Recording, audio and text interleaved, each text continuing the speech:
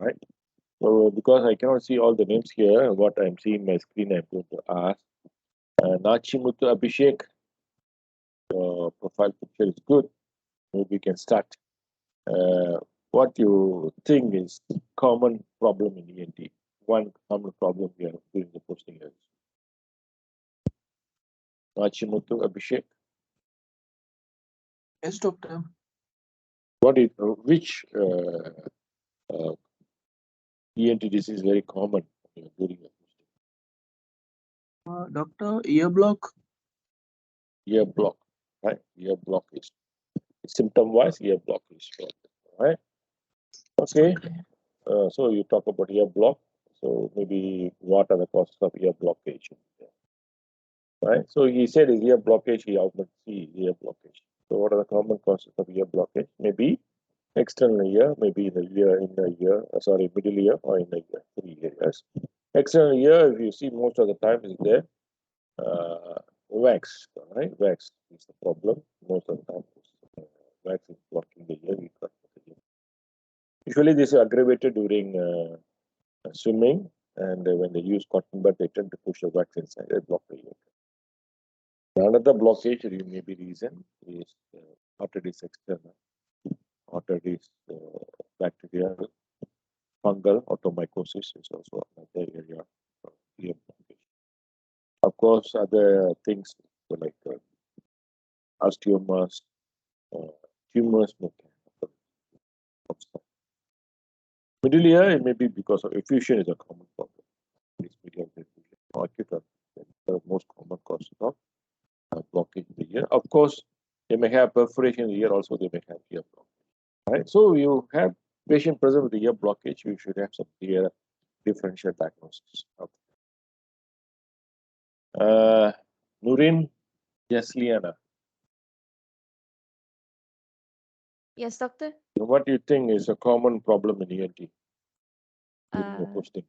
Sore throat, doctor? Yeah, very good. So most of you discuss in terms of symptomatology, right? So you can go divide your problems into symptomatology, what we have described in the logbook. So whether you have seen any sore throat, any epistaxis bleeding to the nose, any dysphagia, these are one of the area. You just look at the symptom and go for a differential diagnosis. That's one of the. So sore throat may be because of pharyngeal problems, maybe a laryngeal problem, maybe a oropharyngeal oral cavity problems, isn't it? Yeah, sore throat. The most common sore throat is problem is by tonsillitis. Yes or no? Noreen? Yes, doctor. Yeah. So sore throat most of the time is pharyngeal. No, sorry, tonsillitis. Other possibility is acute pharyngitis. Right? How do you get acute pharyngitis? Huh? So acute pharyngitis may be primary, where you got a viral infection, usually due to upper respiratory tract infection. Pharynx also involved, so you have pharyngeal acute viral pharyngitis. This is common problem. Second problem is secondary pharyngitis. Usually it's due to something aggravating the pharyngeal problems, like smoking, voice abuse, right? Drinking alcohol, taking spicy food. This all causes secondary pharyngitis. Of course, tonsillitis is a very common problem. You have seen. We have discussed so many times in bedside teaching. Right? Usually, tonsillitis is divided into two. One is the follicular tonsillitis, where the only surface of the tonsil is involved. Another one is the parenchymatous tonsillitis. The whole tonsil is inflamed. Usually, they present with the sore throat, rhinophagia, fever. Right? Sometimes they have neck pain. Examination shows usually tonsil is enlarged if it is a parenchymatous tonsillitis. If it is follicular tonsillitis, only surface of the tonsil is inflamed, where you can see exudate, we call it a pus surface of the tonsil, right? And anterior pillar will be congested, and you have a jugulo-digastric node is enlarged, right? So there is a neck node is enlarged. So when you diagnose tonsillitis, what is the differential diagnosis you may have? So Subina Naidu,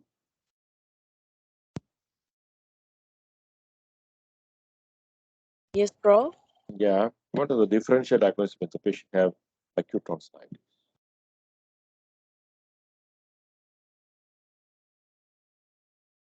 what are the problems, possible problems when the patient having Bacterial tonsil or, enlargement? bacterial or viral tonsillitis.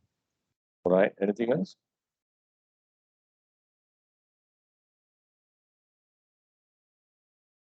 Anyone else? Any volunteers?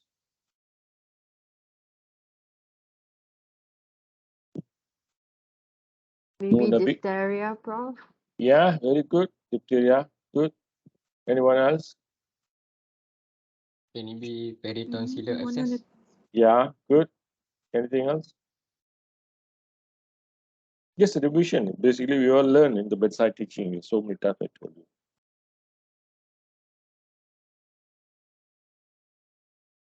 Right? Acute bacterial tonsillitis, streptococcus tonsillitis, diphtheria, right? Agranulocytosis, HIV infections, right? HIV infection and infectious mononucleosis, right? And very rarely tonsil enlargement may have underlying lymphomas or leukemias, right? So when you have a tonsil enlargement, you have to think about bacterial streptococcus infection, diphtheria, virus, Epstein-Barr virus, infection mononucleosis, and agranulocytosis, HIV infections, and of course, leukemias and lymphoma as we consider, right? So how do you investigate with acute tonsillitis? Usually you need some full blood count, maybe you need a CRP. Blood swab culture and sensitivity can be done. And you can do a monospot test if you're suspecting infection mononucleosis. When you decide to do a monospot test, usually infection mononucleosis is not only involved with the tonsil, the whole lymphoreticular system is involved, not only the tonsil. You got a lymph node enlargement at the neck, the liver and spleen palpable. So you have multiple lymphoreticular system involvement. Then you consider as a infection mononucleosis, you may have to do the monospot test. Anyone in the class can tell what is the other name for the monospot test? I think few of you mentioned during my class bedside teaching. Just revise. What is the other name for monospot test? All bundle test. Ah, very good. All blood test still you can remember. All right. So that's a test you do. So how do you treat tonsillitis? Usually, acute bacterial tonsillitis are common problems. So you have to treat because patient having fever and they may have dehydration, dehydration there, not able to swallow because of sore throat. So you need to admit the patient, maybe need IV drips or IV fluids will be given. Intravenous antibiotic, penicillin is a group of choice, group of antibiotic of choice. If the patient sensitive to penicillin, you can give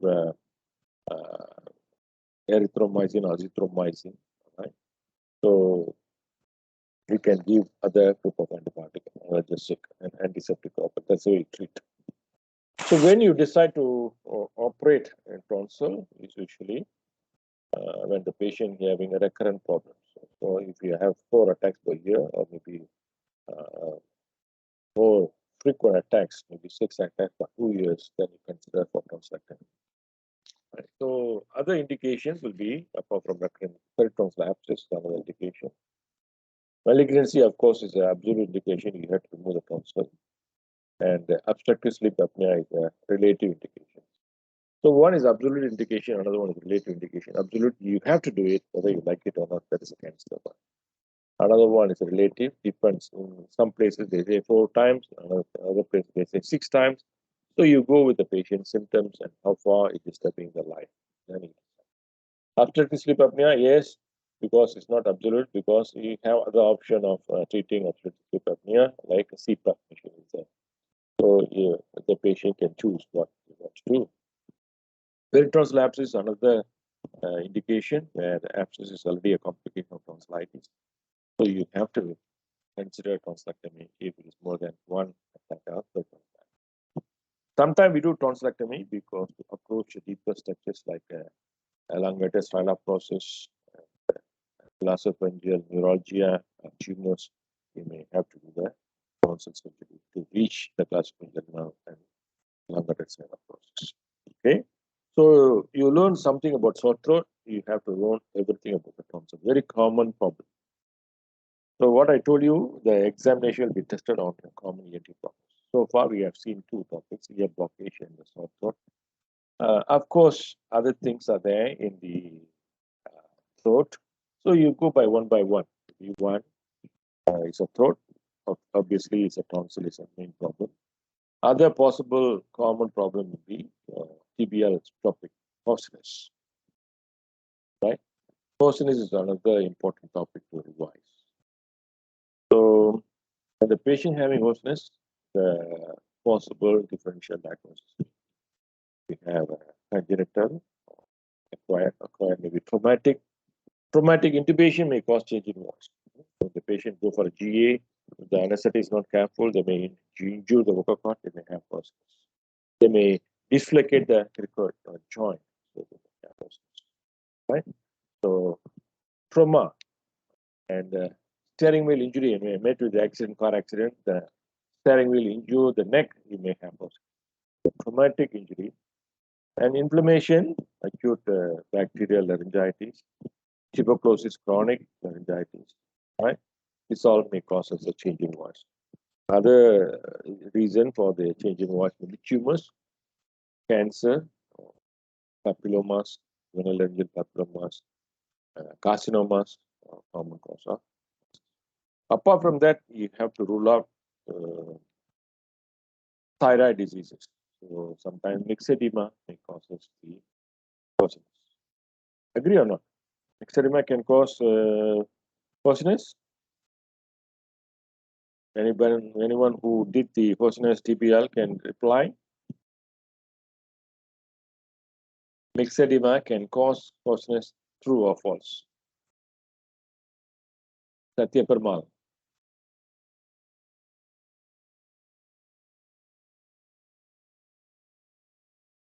Satya Parmal. Yes, doctor. Yeah. Yes, true or false? Myxedema True, can doctor. cause. Hmm? True, doctor. How? How?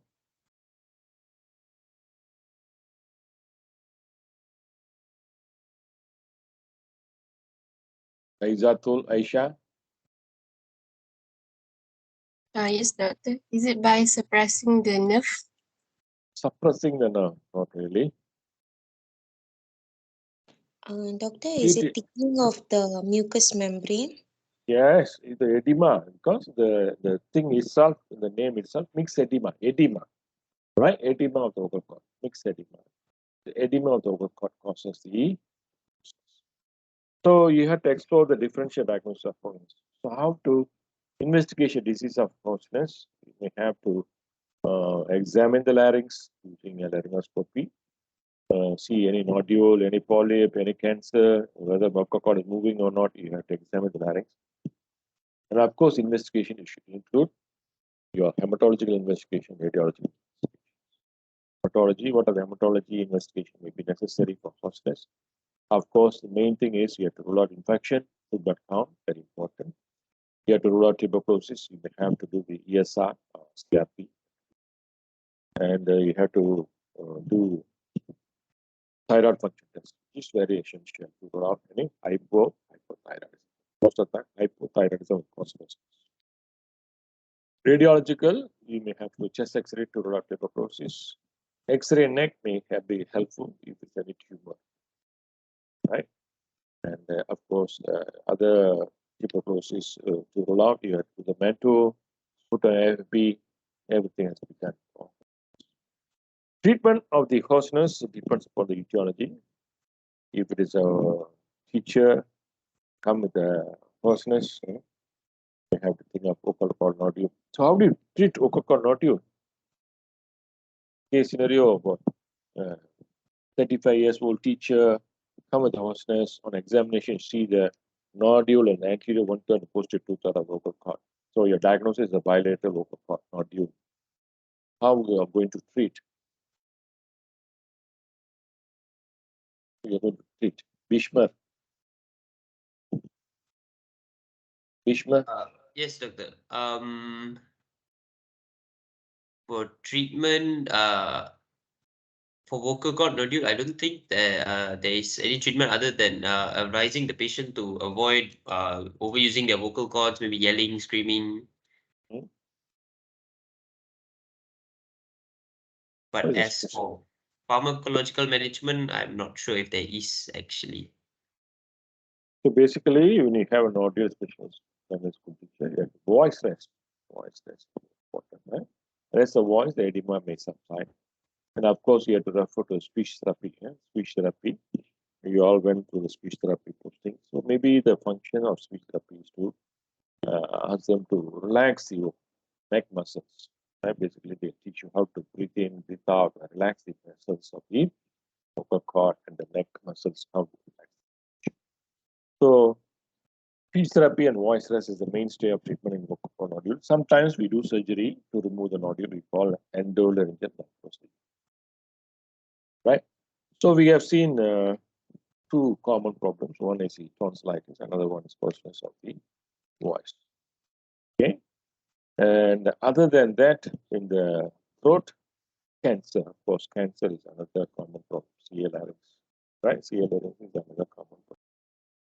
How do you treat the patient having smoking for 40 years, come with a hoarseness, an examination shows laryngeal proliferative growth in the vocal cord? So you take a biopsy, come back as squamous cell carcinoma, right? How are we going to treat the laryngeal carcinoma? Chu Chinese.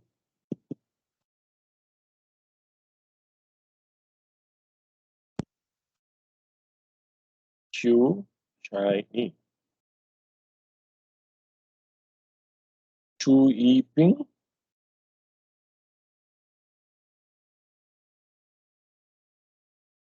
Yes, doctor. How do you treat carcinoma of the larynx? For carcinoma, maybe we can give radiotherapy or chemotherapy. Right, radiotherapy is a choice if the early tumor, right? Early tumor is the radiotherapy is a choice. If the late tumors, surgery. Some of your group have been seen. Total laryngectomy, the whole larynx will be removed. Surgery is a choice. Right? Chemotherapy have a limited value. So surgery is for late tumors and early tumors will be treated with radiotherapy. Okay. So this is a common problem in the ENT, right? Apart from sore throat and hoarseness and CA larynx. The next one is the often you get in your exams is the neck swellings. Right? Neck swellings. This is the part of the throat. Neck swelling has been taken in the class basically. Few batches has gone through bedside teaching. I have taken a few classes. The lecture have been taken for the neck swelling. So very important. In year 3, you learn how to examine the neck swelling. Year 4, you are seeing a differential diagnosis. Year 5, when you go to medicine, you're going to see thyroid surgery, thyroid in surgery, thyroid in medicine. So you're going to see next thyroid problems in your career, right? In your career. So you should know in and out of thyroid. All right, that is one of the problems. So neck swelling is a common problem in medicine, surgery, and ENT. So you should know the differential diagnosis of neck swelling. So to revise what I have done in the lecture, I have divided the classification into 3 categories. You can divide according to the midline swelling or lateral neck swelling. Midline, what are the possible problems? From the submental region, your hyoid bone there, thyroid cartilage there, cricoid cartilage there, now vertical wings are there.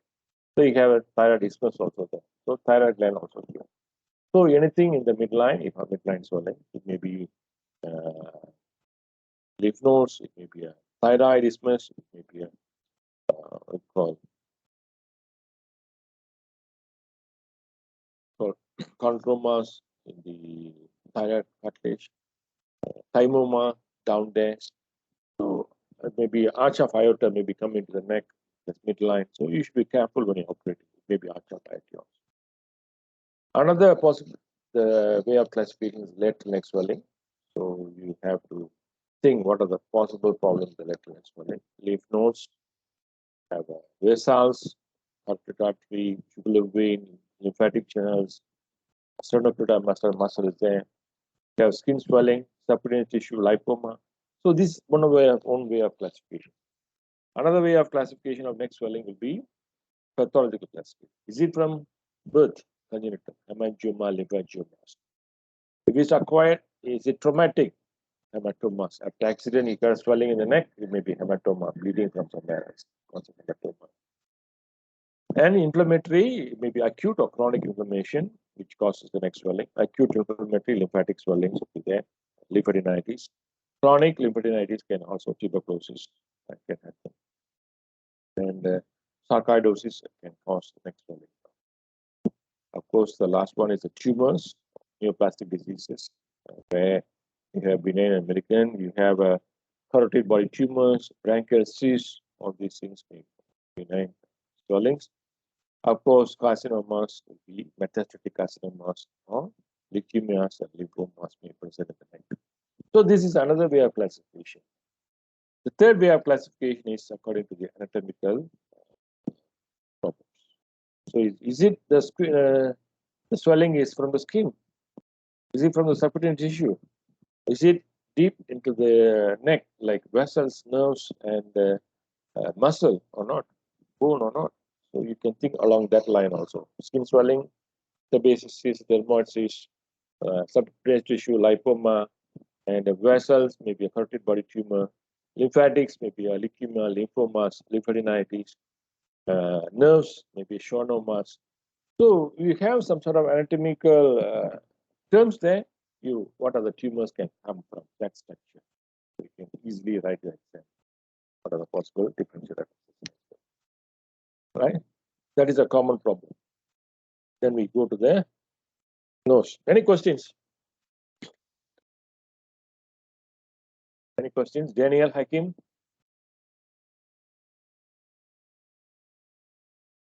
Daniel? Yes, okay. Yeah. Do you have any question to ask in the throat? Tonsillitis, pharyngitis, hoarseness, neck swelling. Those are 4 topics we revised. Any other questions? Darshina Deva? Darshina Deva? No questions from me, Doctor. Refa? No questions, Prof. No question. So you can, yeah? I have a question. Yeah. Previously, during one of the BST sessions, you mentioned the treatment of CA larynx is based on the stages, like stage 1, 2, 3, and 4. Yeah. So, Doctor, I just want to. I cannot hear you. Can you repeat? I was just asking if you could just help us recall what you mentioned that time. Yeah. So what is your question? So stay according to the stage. So I told you early tumor is T1, sorry, stage 1 and stage 2, you go for radiotherapy. Stage 3, 3, 4, you go for a surgery plus or minus radiotherapy. Depends upon a histopathological report. All right, Doctor. Thank you. So early tumor, stage 1 and stage 2 considered as early tumor, go for radiotherapy only. Right? Why? You go for radiotherapy, even though the results are same with the surgery, you preserve the voice. Patient can talk, patient can work, support the family. So even though results are almost say 85%, 80% in both surgery and radiotherapy, you choose radiotherapy because you have to consider other factors taken into consideration before decide what is the best for the patient. All right, not for the best for the doctors or facilities. So you have to think in various ways. I mentioned in the class also, when you offer any treatment, you have to consider various factors, disease factors, and the patient factors, and your what do you call, your skills and your supportive facilities at your hospitals. Whether you can be having good skill of operating in the larynx, but you don't have a ICU setup in your hospital. It may not be feasible to do that. You have to consider all these things before you decide what is the best for the patient. All right, so move on to the next. So the next common problem is maybe in the nose. What is the common problem? We can ask Farah. I'm roughly just randomly asking some of you. All right. So one of the way to ask whether you'll be interactive lecture, right? Interesting. Rather than which I deliver and do. So I need to ask what has been. Some of you not there. Maybe you just open up the computer. Maybe you are not there in the station. I know. Yeah, this is a voluntary session. Joey, so Yes, doctor. yeah. What are the common problem in the nose you have seen during your posting? Epistaxis. Epistaxis is very good. This is one of your TPL topic, all right? So epistaxis is another favorite question to be asked at the exam. Right? So what are the areas epistaxis already you have given treated? Given a topic in TPL. How do you take history in epistaxis? So basically, how it started, how it's progressed, and whether right side or left side, amount of the epistaxis, frequency of epistaxis, what they do to stop the epistaxis, other associated symptoms of the nose, nasal blockage, sneezing, headache, facial pain, snoring, sense of smell. So associated factor you have to ask the history, apart from the history in the nose bleeding itself. So whether it's coming anteriorly or posteriorly. All these questions you ask, history taking very important skill in asking this time, right? Other than his history, then you go into the detail of differential diagnosis. So yesterday I saw one patient, 27 years old, Chinese gentleman, present with the right side epistaxis, right? And this is the first episode, scoring anteriorly. So what are the possible problems with him? Kalawi Panchal. Kalawi Panchal is here. Kalawi Panchal. No. Kavi Verma.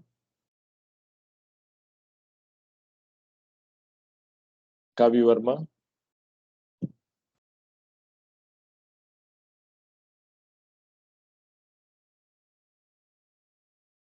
Kenny Anna.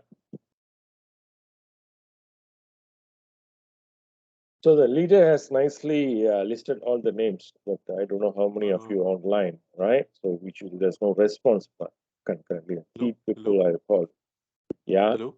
Yes. Yes. Kenny. I can Yes. hear your voice. Kavi Verma, the mic is open, but I cannot hear any voice. Kenny, yes. What's the you asked the diagnosis for this Yeah. patient? Is it? Yes. 27 years old, Chinese man, present with the right side nasal. Bleeding. 47 years old, is it? 27. 27. First Interior episode, nosebleed. anterior nosebleed. What is the possible differential diagnosis of the patient? 27. Anterior bleed. No history of hypertension.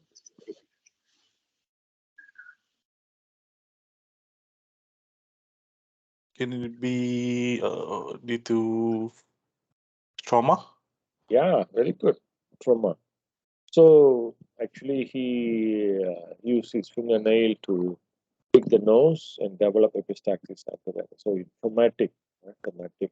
So usually little's area, but other possible differential diagnosis must be there to consider. So when you have epistaxis, not only you have to consider the trauma, infection has to be considered. Sinusitis, rhinitis may cause bleeding. Of course, any tumors, benign or malignant tumors can cause nasal bleeding. Benign tumor, nasopharyngeal angiofibroma, malignant tumors, nasopharyngeal tumors, tumors in the nose, maxillary sinuses may cause epistaxis. So, but most of the epistaxis are what we call etiology is unknown, right? Etiology unknown, but a common problem may be local problems like traumatic, inflammatory, and neoplastic diseases. Of course, other causes of epistaxis include general causes like dengue fever may cause epistaxis, and platelet dysfunction may cause epistaxis.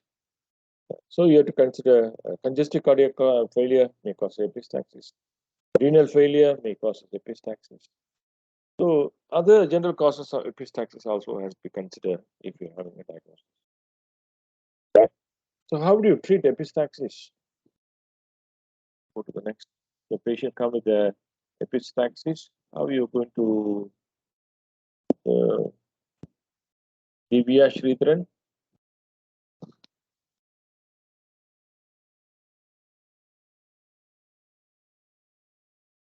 Divya Sridharan is here.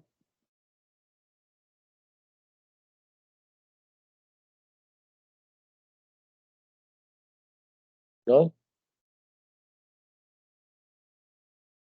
Kokila Putisami? Yes, doctor. So how do you treat epistaxis? For the nose bleed, maybe we can give some ice pack to stop the bleeding, doctor. All right, good. Any other way you treat? It's all taken in your TBR.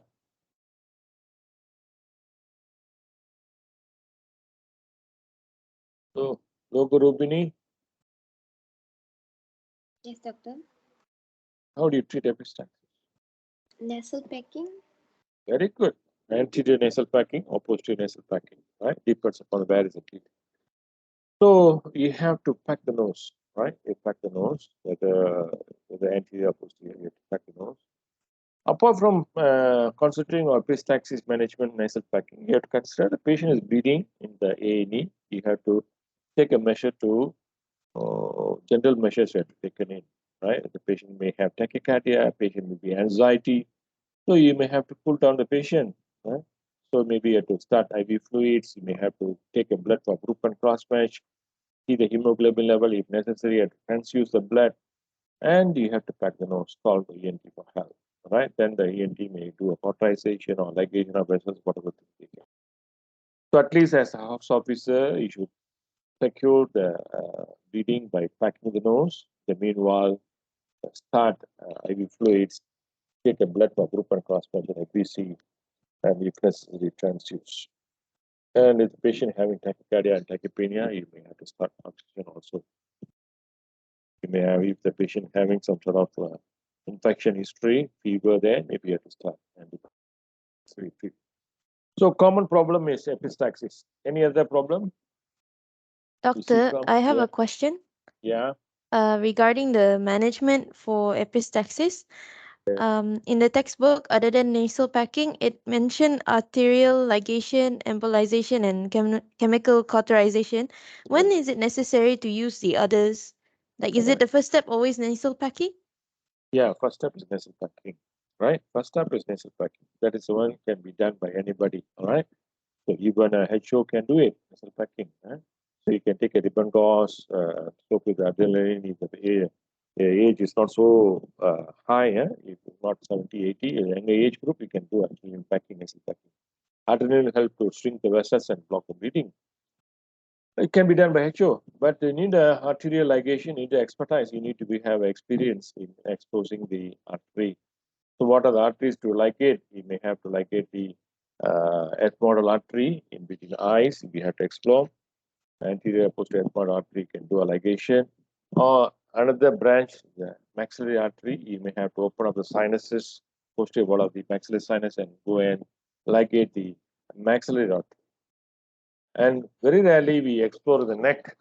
External artery ligation also be done. So that is all when your initial management doesn't work. Basically, initially what they do, patient will put eyes, they put a pressure, they wait. When they come to hospital, this all doesn't work. So no point in putting a pressure again, right? You have to pack the nose. Already they are coming to hospital means the preliminary things is not working for them. So you have to pack the nose. If the packing also doesn't help, then maybe have to go for a ligation. But nowadays, because intervention radiology can do embolization, if the facility is available in the hospital, rather than exploring the vessels for ligation, you might straight away send for intervention radiologists. They can do angiogram and they know where is the by fluorescence fluoroscopy. They can know where is the bleeding. Then they can block the vessel by inject some what called gel foam. Then they can block the vessel which is bleeding. Understood, Horin? Yes, doctor. Yeah. Right. Okay, so another common problem is epistaxis. What are other problems in the nose? Most 40 minutes already. Faster. Other problems will be Okay.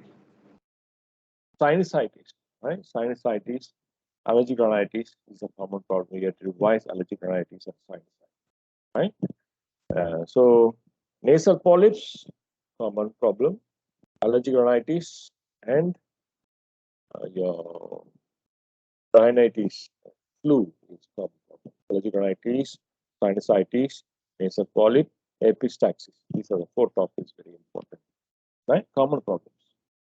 Of course, nasopharyngeal carcinoma will be asked. I can open up this question. This question, if you read nasopharyngeal carcinoma, definitely we can answer at least one question, whether it's MCQ, whether it's SAQ, whether it's SQ.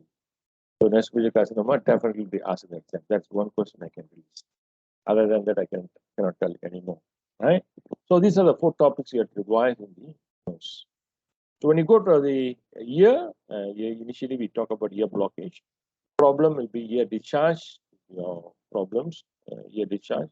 CSOM, you have to read the CSOM, tympanic disease, anticontinental disease, you have to read. Complication of CSOM, you have to read. Commonly asked is the children acute otitis media and middle ear effusion, acute otitis media effusion. So these are the 2 topics basically to revise. Acute otitis media, otitis media effusion, chronic subcutaneous otitis media with the tympanic disease, anticontinental disease, and complication of chronic subcutaneous media. Of course, you learn during your TBL vertigo. Vertigo is another topic to revise. So basically, you have to revise all the TBL topics: epistaxis, hoarseness, nasal blockage, and your vertigo. These are 4 topics you have to revise in and out. So I'll be given to you. You all listen to the presentation by the group. So you have to go back, ask the slides, and revise the slides for the So definitely some questions from the TPL. All right. These are the theory topics you have to revise. Skill-wise, what are the skills to be tested? I told you your history taking skill in terms of history taking in any diseases. Sore throat, how do you take dysphagia? How do you take history? Yeah, epistaxis, history taking, vertigo, history taking. All right. So history taking is very important, right? And your diagnostic skill. So patient may have been some sort of findings. May have to know how to diagnose the disease.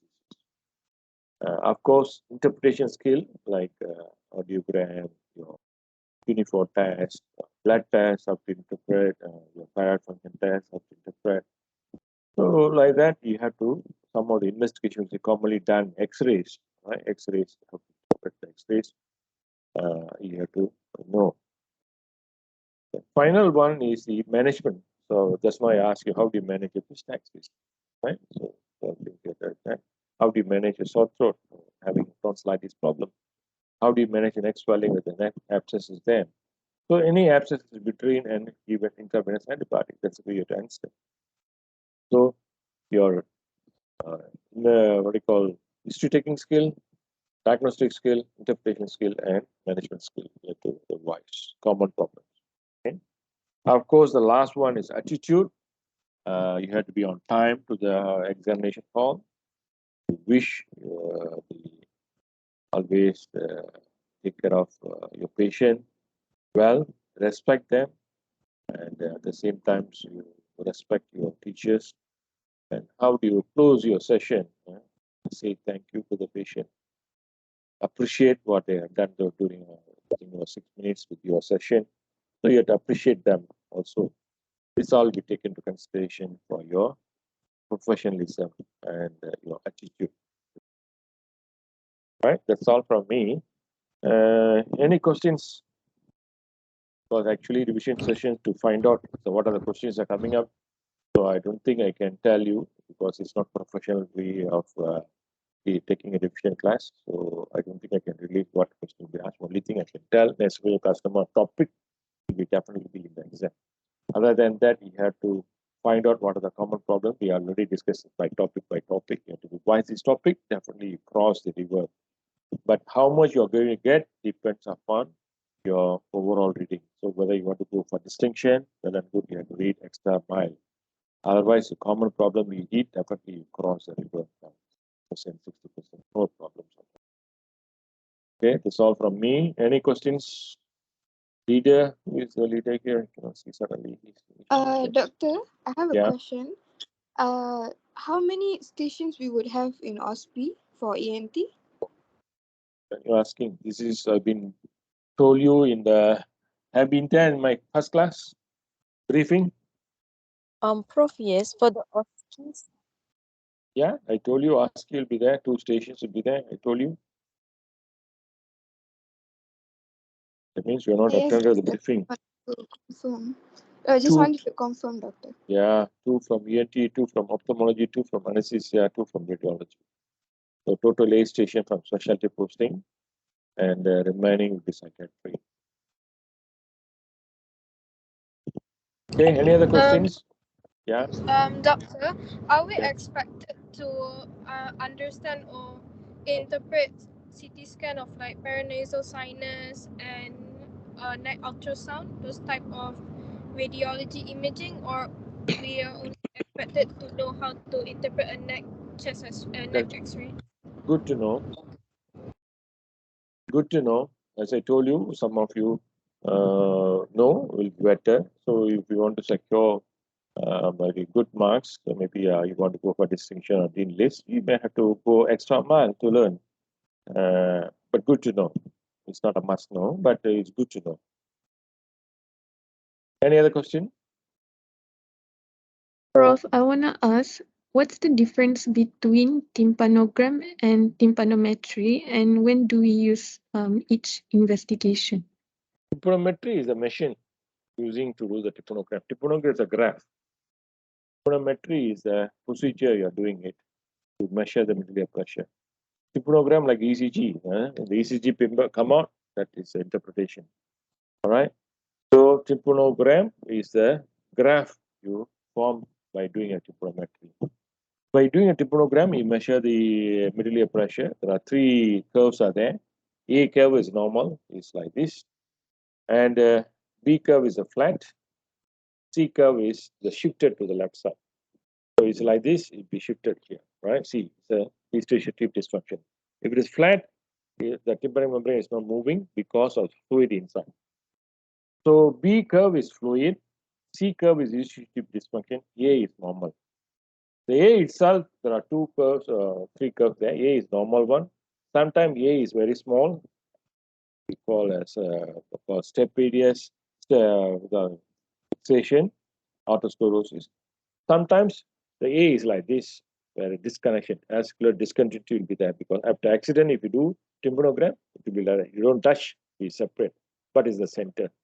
So vascular discontinuity will be like this, autosclerosis will be like this, normal will be like this.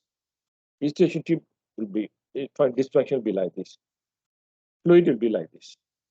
Understood? I don't have a drawing board here, but that's the way. Flat curve is type B. Understood? Okay, thank you, Prof. Any other questions? Right, close.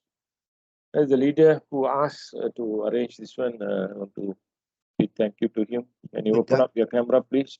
Good afternoon, doctor. I don't have my camera on. Sorry, doctor. All right. Al-Fali Ahmad Hussein, thank you very much for arranging this session. Thank you, doctor. Thank I hope you benefited a little bit. I don't know how much you revised. I given a briefing overall. I didn't go into the detail. I didn't prepare any slides. I just talked from my mind. So maybe you have to go back and revise what is the common problem. Basically, you look at the logbook. There are 14 scenarios, symptoms you have to see cases in your clinics. So if you read that topic, almost the revision is done, right? So throat, bleeding nose, facial palsy, neck abscess, neck swellings, tumors in the neck. These are the topics you have to revise. All right. Urvi, Mood? Yes, doctor. Yeah, any questions? Doctor, I have one last question. Okay, if let's say the recurrent tonsillitis, and with Hmm? hello, Current tonsillitis? sorry, doctor. recurrent tonsillectomy, the patient did recurrent tonsillectomy with bleeding. Like, is there different management for that? Tonsillectomy bleeding.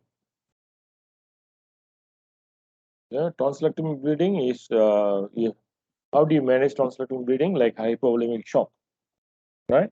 Any bleeding, if it is causing shock, you have to manage accordingly. So tonsillectomy bleeding also, the bleeding from the operating site, this may be primary or secondary or the reactionary hemorrhage. Secondary hemorrhage is due to the infection, so you have to admit the patient because patient is bleeding, BP is low, so you have to admit the patient, start IV fluids, you have to take a breath or group and cross match. And to identify the source of bleeding, where is the source of bleeding? If it is any bleeding, obviously you can see the bleeding point, you have to cauterize it, right? So suppose secondary bleeding is because of infection, so you have to give intravenous antibiotics, right? So you have to admit, take a group and cross match for the patient, and you have to cauterize the bleeding point, or you may have to give intravenous antibiotic, intravenous tensamine you can give, and analgesic. If patient is in pain, you have to give analgesic. Patient is bleeding, maybe you're going for a prenatal uremia, dehydration, so you may have to check the renal function test, do the blood count, you have to take group and cross match. This is the way you manage any post-tonsillectomy bleeding. Understood? Ruby? Understood, doctor. Thank Yeah. you. Any other questions before I leave?